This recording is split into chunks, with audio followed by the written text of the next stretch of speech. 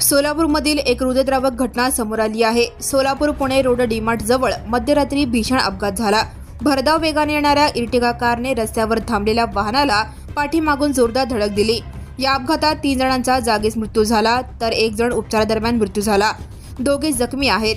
सोलापूर शहरातील पुणे नाका ते मार्केट यार्ड मार्गावर 7 मे 2026 रोजी मध्यरात्री 1 वाजण्याच्या सुमारास हा भीषण अपघात घडला। डीमार्ट पासून सुमारे 500 मीटर अंतरावर मार्केट यार्डच्या दिशेने निघालेल्या भरधाव इर्टिगा कार क्रमांक MH13 EK 7201 ने रस्त्यावर थांबलेल्या आयचर वाहन क्रमांक MH13 CU 8699 ला पाठीमागून जोरदार धडक दिली।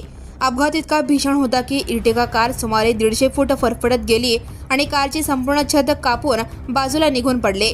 या अपघातात 3 जणांचा मृत्यू झाला, तर त्यात शेखर सुरेकर वय 33 राहणार कुमठानाका सोलापूर, अमोल धैर्यशील एरटे वय 40 राहणार दाळगे प्लॉट भवानीपेठ सोलापूर, कादर सैदू हांडे वय 33 राहणार कुमठानाका सोलापूर यांचा समावेश आहे।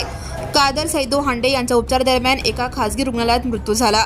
स्वरूप कोथिंबिरे वय 27 राहणार जुनी मिळचाळ सोलापूर, अमित राजेश जाधव वय 30 राहणार पांडुरंग वस्ती शास्त्रीनगर सोलापूर हे दोघे जखमी झाले असून त्यांच्यावर उपचार सुरू आहेत।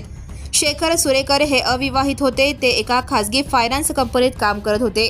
त्यांच्या पश्चात आई आणि 2 विवाहित बहिणी असा परिवार आहे। अमोल धैर्यशील एरटे हे आदर्श सुझुकी अक्कलकोट रोड सोलापूर येथे सिनियर मॅनेजर म्हणून कार्यरत होते। त्यांच्या पश्चात आई, वडील, पत्नी आणि 2 मुले असा परिवार आहे। कादर सैदू हांडे हे आदर्श सुझुकी अक्कलकोट रोड येथे मॅनेजर म्हणून काम करत होते।